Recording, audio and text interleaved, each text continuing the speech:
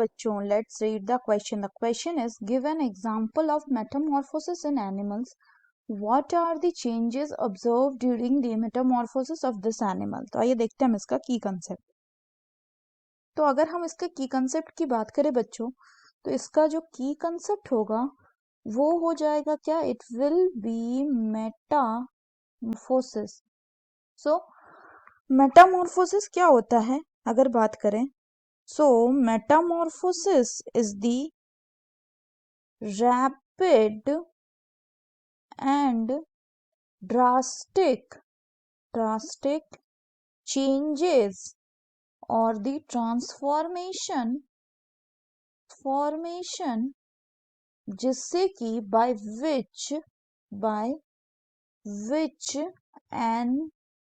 which a larva is transformed into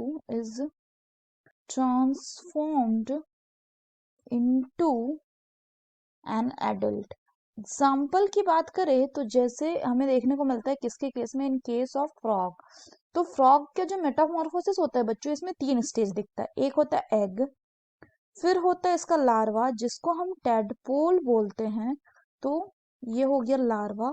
and then होता है क्या? Adult frog. तो अगर हम फर्दर बात करें तो इसको हम फ्रॉग का लाइफ साइकिल भी बोलते हैं. तो होता क्या है कि फीमेल जो है ये एग ले करती है और फिर फ्रॉग में जो फर्टिलाइजेशन होता है वो कैसा होता है? इट इज एक्सटर्नल फर्टिलाइजेशन यानी fertilization take place in the water and outside the female body. तो जब फीमेल जो होंगी वो एग लेकर देंगे और मेल जो है स्पर्म लेकर, तो फर्टिलाइजेशन हो जाएगा कहाँ पे? इन दी वाटर. फर्टिलाइजेशन होने के बाद जो एग्स होंगे यानी दी फर्टिलाइज्ड एग विल हैच करेगा और they will develop into A tadpole. इस टैडपोल की खासियत ये होगी कि ये कैसा होता है?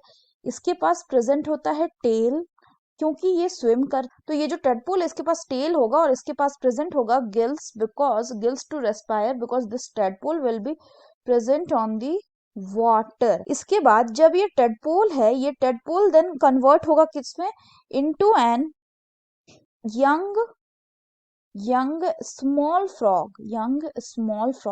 और जब ये यंग स्मॉल फ्रॉग में कन्वर्ट होगा तो फिर इसमें ये हमें चेंजेस देखने को मिलेगा कि ये यंग स्मॉल फ्रॉग में लंग्स का डेवलपमेंट देखने को मिलेगा. लंग्स का डेवलपमेंट, गिल्स हटता जाएगा और धीरे धीरे जब ये यंग स्मॉल फ्रॉग जो है ये कन्वर्ट होगा इनटू दी एडल्ट फ्रॉग.